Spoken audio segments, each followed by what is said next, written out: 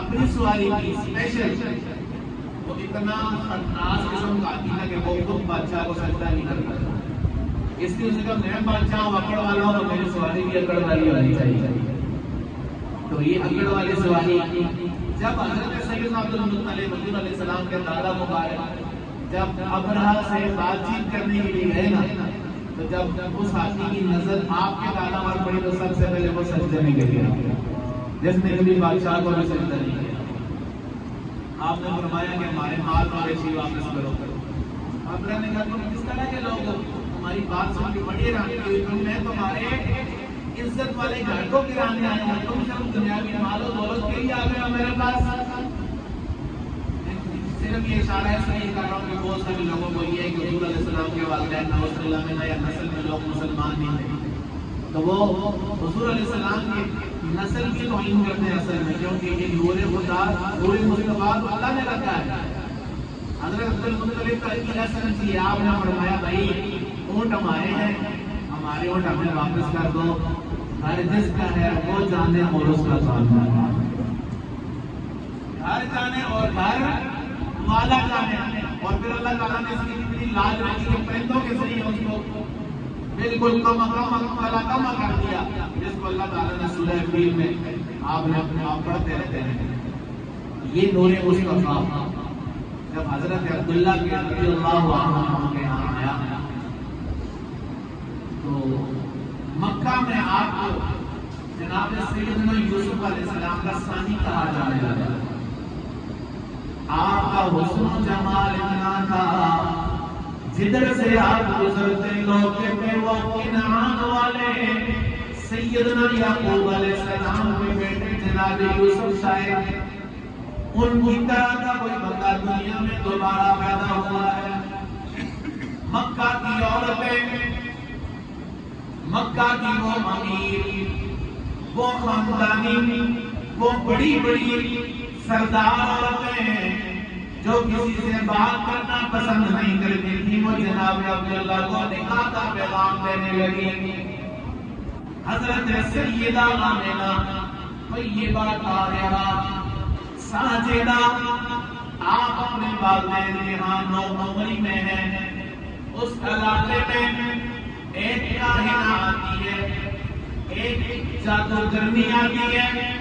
جس طرح آج کے دور میں ماحول ہے کوئی بندہ اس طرح لحاظ دیکھنے والا ہو لکیریں دیکھنے والا ہو مستقبل بتانے والا ہو تو بڑے بڑے پڑھے لکھے بھی بڑے بڑے سلجھے ہوئے لوگ بھی اپنے مستقبل کے لیے اپنا ایمان بیچتے ہوئے کہتے ہیں ذرا ہمارا بھی کل کے حالات بتا دیجیے.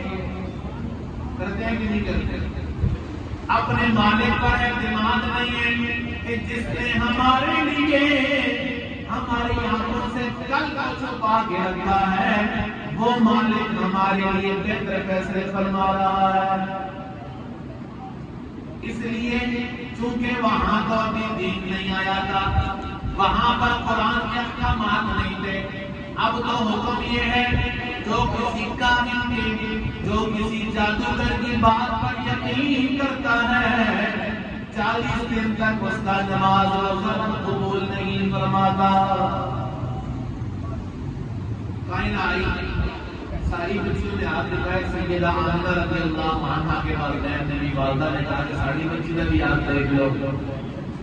جب آپ کا ہاتھ دیکھا تو جادوگرنی کو کائنہ کہتی ہے میں یہ سمجھتی ہوں کہ آنے والے وقتوں میں یا یہ عورت یہ بچی خود کوئی اللہ کی برگزیدہ ہستی بنے گی یا اللہ تعالیٰ اس کی نسل سے کسی عظیم شخصیت کو پیدا فرمائے گا. یہ چنے چنائے یہ برگزیدہ لوگ جناب سیدنا عبداللہ جناب سیدہ آمنہ طیبہ طاہرہ ساجدہ رضی اللہ عنہا کا جب نکاح ہوتا ہے یہ دولت یہ نور یہ اللہ کی امانت جناب عبداللہ رضی اللہ عنہ سے سیدہ آمنہ طیبہ طاہرہ کے شکم مبارک میں آتی ہے تو آپ فرماتی ہیں میں جس کام کے لیے جاتی ہوں، اگر میں کنویں میں پانی بھرنے کے لیے جاتی ہوں، پانی اگر کنویں کی تہ میں ہوتا ہے، میں جب پانی کے قریب ہوتی ہوں پانی ابل کر خود باہر آ جاتا ہے۔ فرماتی ہے جب میں کسی درخت کے پاس سے گزرتی ہوں، وہ درخت بھی مجھے کہتا ہے السلام علیکم یا ام رسول اللہ۔